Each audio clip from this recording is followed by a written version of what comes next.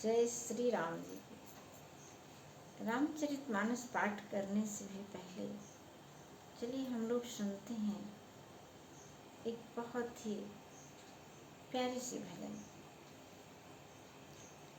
प्रभु आपकी कृपा से मेरा सब काम हो रहा है। प्रभु आपकी कृपा से मेरा सब काम हो रहा है। करते हो मेरे राघव, करते हो मेरे राघव, बस मेरा नाम हो रहा है। प्रभु आपकी कृपा से मेरा सब काम हो रहा है। भगवान श्री राम और रामचरितमानस पाठ, यह दोनों हम सबके जीवन में सदैव अनोखा परिवर्तन करने के लिए तैयार हैं।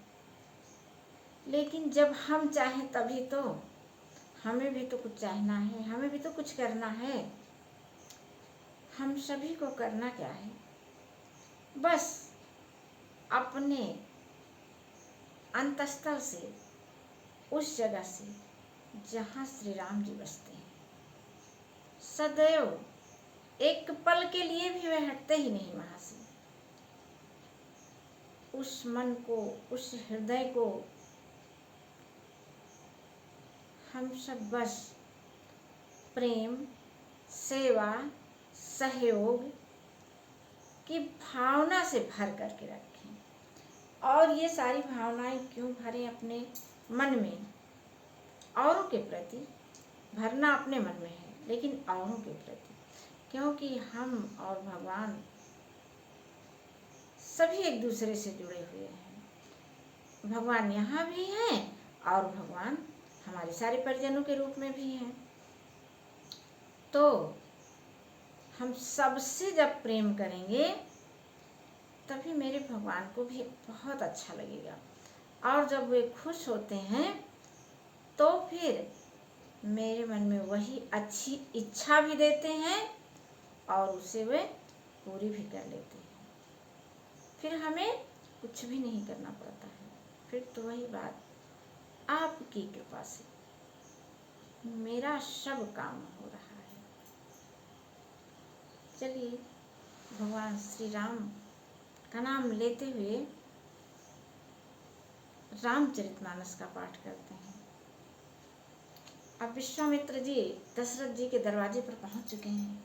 भगवान रामचंद्र जी और लक्ष्मण को लेने आ गए हैं यज्ञ रक्षा हेतु। बहुविधि करत मनोरथ जात लागी नहीं बार। करिमज्जन सरयू जल गए भूप दरबार। बहुत प्रकार से मनोरथ करते हुए जाने में देर नहीं लगी। सरयू के जल में स्नान करके वे राजा के दरवाजे पर पहुंच गए। मुनियागमन सुना जब राजा, मिलन गयो लई विप्र समाजा। करि दंडवत मुनि सन्मानी, निज आसन बैठार नियानी।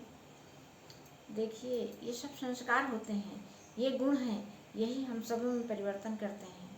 हमारे भाग्य को बिल्कुल चमत्कारिक रूप से मोड़ देते हैं उसकी हैंडल। बस सिर्फ और सिर्फ हमारी इच्छा अनुसार परिवर्तन होने लगता है। जो भी हम चाहते हैं, लेकिन वो मेरी चाहत भी उस सबको सुख देने वाली हो तभी।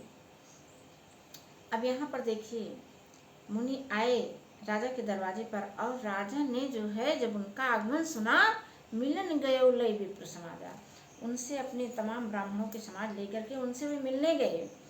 और फिर क्या किया, कर दंडवत मुनि मनमानी सन्मानी, निज आसन बैठारी नियानी। प्रणाम करके उनको ले आए, वे अपने आसन पर बैठा रहे हैं महाराज दशरथ जी। चरण पखारी कीन्ही अति पूजा, सो समय आज धन्य नहीं दूजा। चरण पखारना, कहाँ चले जा रहे हैं ये सारे संस्कार। याद है बचपन में जब घर में कोई श्रेष्ठ आता था, अरे मुनियों के आने की, महाराज के आने की तो बात जाने दीजिए, घर में जब कोई रिश्तेदार आते थे जो कि पूज्य माना जाता है, जैसे बहन बेटियों को, तो हमारी बुआ लोग जब आती थी तो अम्मा उनके चरण धुलने जाती थी, फूल की थाली लेकर के, एक लोटा जल और फूल की थाली रख करके उसी में उनके चरण धोती थी। और ये सारे संस्कार देखिए अब भी चले आ रहे थे।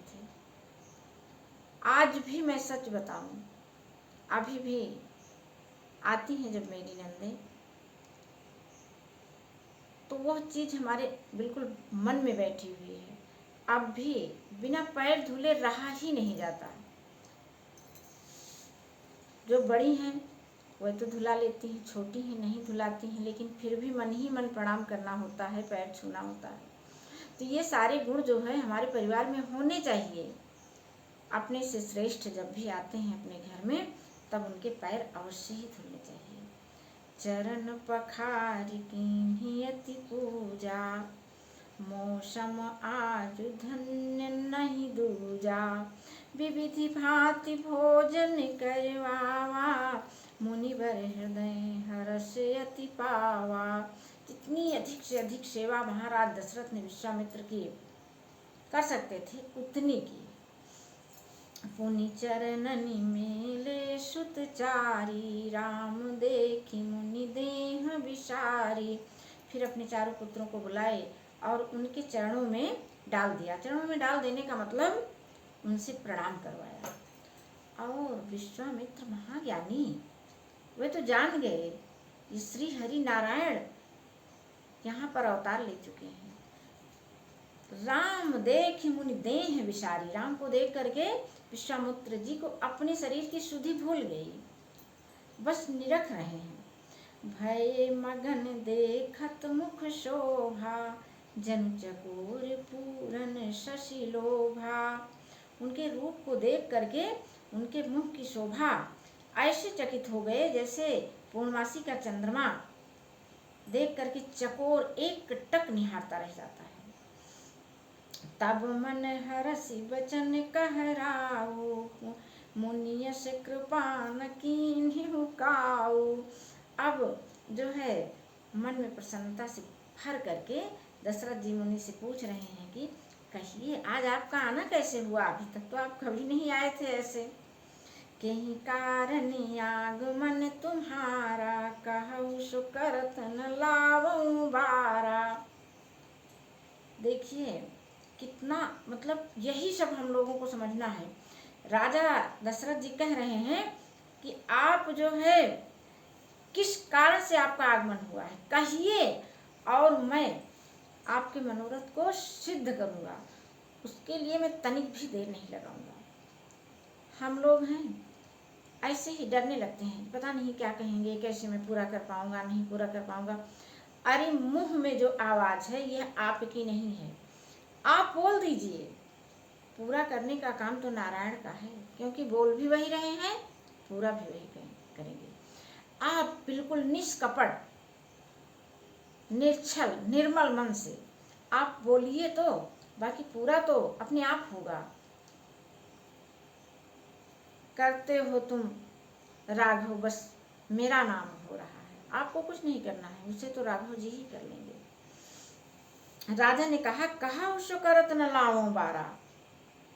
सब अपने अपने स्तर से पहले बोलिए, हिचकिचाइए मत किसी की सेवा करने के लिए। असुर समूह सतावहि मोहि, मैं जाचन आयो नृपतोहि। अनुज समेत देहु रघुनाथा, निशिचर बध में होव सनाथा। अब अपना मनोरथ विश्वामित्र जी ने कहा दशरथ जी के सामने कि हमको रघुनाथ को दे दीजिए, अनुज सहित यानी लक्ष्मण जी के साथ में।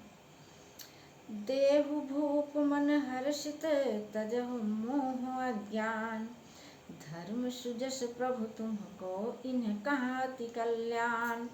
हे राजन, प्रसन्न मन से इनको दीजिए, मोह और अज्ञान को छोड़ दो हे स्वामी, इससे तुमको धर्म और श्रेयस की प्राप्ति होगी और इनका यानी राम और लक्ष्मण का भी परम कल्याण होगा। बस जब देने की भावना आ जाती है हमारे मन में, तब हम सभी का परम कल्याण होने लग जाता है।